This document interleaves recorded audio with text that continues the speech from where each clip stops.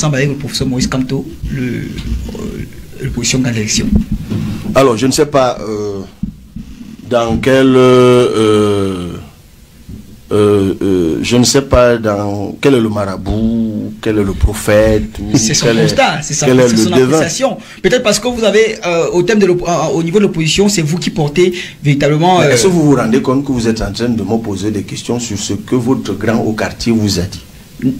Et je suis en train de vous dire que votre grand au quartier, aussi respectable qu'il soit pour vous et dans votre quartier, il n'est pas un devin.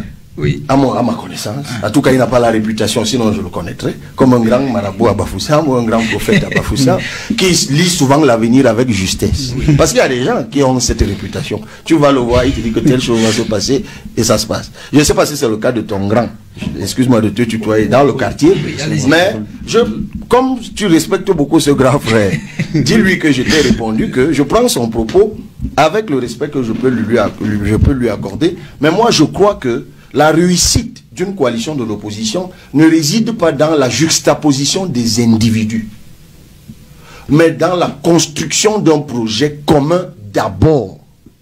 Puis, comme je l'ai dit tout à l'heure, la définition des modalités du choix de celui qui va porter le projet commun. Donc, lui, il saute toutes ces étapes et tombe sur les individus. Il a une méthode de grand frère de quartier, mais c'est une méthode qui n'emporte pas l'adhésion même de la rationalité et du bon sens. Le coup de doigt vous en... Salut les amis, nous avons passé un bon moment lors de la dernière sortie de M. Paul Atangandji à compassionner pour Cabral Libi parce qu'il avait tapé à la fois sur Cabral Libi et le professeur Maurice Kamto. Cabral Libi vient d'annoncer son congrès qui va se tenir dans le dernier quart des jours du mois de mai. Et ce n'est pas à Yaoundé Centre, mais dans ses encablures. Il va de soi que si l'autorité publique ne s'ingère pas dans cette convention-là, on dirait que la loi a prévu, c'est-à-dire que la piste juridictionnelle que Cabral Libi a opté a payé. Ou alors, que c'était tout simplement une stratégie pour dissuader les militants du MLC à ne pas croire qu'ils sont les seuls qui sont attaqués par le pouvoir en place. Parce que si une chose est claire, c'est que le pouvoir en place ne veut pas du tout sentir le MLC. C'est ça qui est la vérité. Maintenant, il y a un très grand trouble, quitte à ce que le candidat Cabral Libi roule pour lui-même ou pour l'opposition. Et de temps à autre, il pose des actes qui pèsent pour les deux camps. Et on avance. Et il faut comprendre qu'il a fait l'option du collabo dans le sens où lui, il ne refuse pas que les institutions sont mauvaises. Mais il dit que pour le combattre, ce serait trop dur pour lui et son appareil. Donc il préfère faire avec. Faire avec veut dire étudier les points forts, les points faibles et voir comment se positionner pour avoir le peu d'électeurs que possible.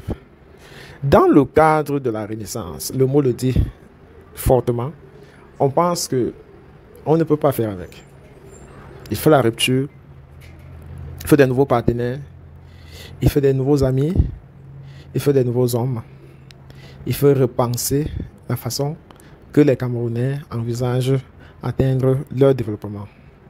Il faut laisser les fils et filles du Cameroun qui sont à l'extérieur, ne pouvant plus revenir au Cameroun, de revenir en leur offrant la double nationalité. Il faut émanciper le peuple au point où elles prennent sa place sur la table des décisions. La lutte des indépendantistes des années 60, c'est le prolongement de cette lutte que mène le MLC. C'est une lutte idéologique. Les combats sont entrés dans la façon de vivre. Loin des similitudes, on cherche à augmenter la connaissance. Certains vont vous dire, pendant que les autres préparent l'élection, nous on prépare les litiges. Ils n'ont pas beaucoup tort. Parce que c'est à travers ces litiges que le peuple camerounais doit obtenir son indépendance. Vous avez vu, malgré les résultats de 2018 et les revendications que le professeur Maurice Kamto a fait dans les institutions internationales, la suite c'était que le Cameroun est un pays souverain et qu'on ne peut pas s'ingérer. C'était tout. D'où Maurice Kamto a opté pour transformer tout le territoire national en un amphithéâtre du droit, enseigner autant qu'il peut. Et qu'est-ce qui lui montre qu'il est sur la bonne voie? Sa capacité de mobilisation. Le silence des Camerounais n'est pas synonyme de leur faiblesse. Et c'est malheureusement ce que croit ce gouvernement arrogant. Une femme peut patienter 20 ans pour que ses enfants grandissent. Et elle montre à son mari que ces multiples farces d'infidélité n'étaient pas inaperçues ou bien enregistrées, mais qu'elle attendait le moment lorsqu'il aurait perdu ses forces, sa puissance mentale, pour le faire payer pour tous ses choix émotionnels. Le chemin de la résistance peut sembler long, mais elle vaut le coup. Tous ces débats sur le droit permettent à la population de prendre position. Surtout, il faut toujours rappeler à cette population-là, le tout n'est pas la course vers la mangeoire. Vous n'avez qu'à regarder ceux qui sont là, déjà. Au-delà de s'habiller bien et rouler dans les voitures, lorsqu'ils prennent la parole, avez-vous véritablement l'impression que leur vie a changé? Si vous le voyez heureux?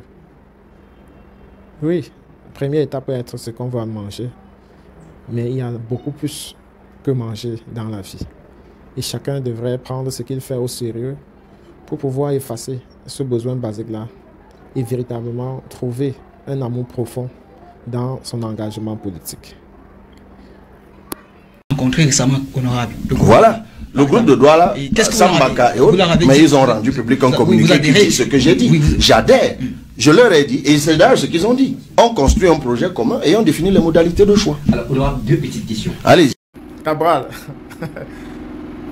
on a quand même eu Anissa Ekane. Je ne pense pas qu'il confirme vraiment que vous avez adhéré. Je ne pense pas. Il ne confirme pas que vous avez adhéré.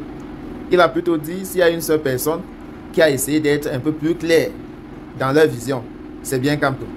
Et je voulais suivre ce qu'il a dit, voilà. Est-ce que les égoïsmes ne vont pas avoir le dessus? Parce que Maurice Kamto, je ne sais pas comment ça se passera pour qu'il accepte d'entrer dans votre mouvance et surtout qu'on lui dise que c'est quelqu'un d'autre qui portera la voix du groupe de Douala. Si vous lisez bien la déclaration, la personnalité qui a été la plus nette par rapport à cette idée, c'est Kamto. Si on lit la déclaration qui retrace les échanges que nous avons eus avec ces candidats. En 1992, il y a eu 9 candidats, malgré la candidature de Fourni. Il y avait 9. Moi, on a battu le mentor du professeur Nyamdi. On l'a battu en 92. Mais il y avait 9 candidats. Vous parlez de qui? De Paul Biya? De Paul Biya. Vainqueur à l'élection de 92? Oui, c'est dépendant qui lui a donné l'élection. Je vous assure. Je vous dis, il y avait 9 candidats. Oui, pour ressortir. Dont certains étaient là, justement, pour éviter l'agrégat de voix de l'opposition. Certains sont encore vivants. Nulle part il est dit candidat unique de l'opposition. C'est écrit candidat forte et consensuel de l'opposition. Et vous allez réussir là où d'autres ont échoué avec la même initiative. Ceux qui échouent, généralement... De défragmenter l'opposition. Bon, ceux qui échouent, généralement, c'est d'abord ceux qui ne font rien. Ceux qui tentent ont des chances de gagner ou de trouver une issue favorable. C'est ce qui est fondamental dans la lutte. Vous voyez, quand les Oum ont prôné l'histoire de l'indépendance, vous savez ce qu'on disait, mais non, c'est pas possible. Le Cameroun est indépendant, mais c'est n'importe quoi. En 90, lorsque nous avons prôné la démocratie et le multipartisme, et que le mentor de Messanga nous a mis en prison, après, il a été obligé d'accepter que bon, la concurrence dans le contexte actuel, on pouvait difficilement l'éviter. Le contexte actuel, je vous assure, va obliger tous ceux qui tentent de ne pas avoir l'intérêt du pays, mais leur ego ou leur positionnement politique à accepter cette démarche.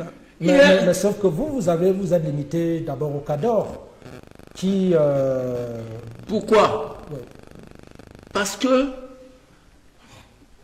bon, je ne fais pas une révélation, les Cadors sont plus politiques que les autres. Si vous lisez bien ce qui est écrit là, à part, et on l'a dit, Camto, il y a des raisons pour cela, qui est clair et net, tous les autres jouent. Et je ne peux pas dire, je suis d'accord, il n'y a aucun problème, mais toutes mes équipes sont déjà en train de travailler pour ma candidature. Ça veut dire quoi? Ça veut dire en clair, bon, il y a peu de chances que j'adhère totalement. je ne suis pas avec vous. Voilà. Pour dire... Donc, il n'est même pas obligé d'être là. Oui, il n'est même pas obligé d'être là, comme dit Missanga. Et la constatation continue. Je voudrais vous dire que Rousseau a dit que la raison guide l'homme, mais ce sont ses sentiments qui le font bouger. Ce qui risque d'arriver dans un mois, Missanga dit que c'est dangereux. Il a raison. Dans un mois, dans 2 mois, on n'est pas en mesure de le prévoir. C'est-à-dire le changement subjectif de l'ambiance du contexte politique qui peut amener, même au sein de son parti, des démissions terribles. Oui, oui, oui. D'ailleurs, c'est prévu. Bon, je connais des membres du gouvernement et quelques personnes qui attendent la dernière minute. Nous allons très vite.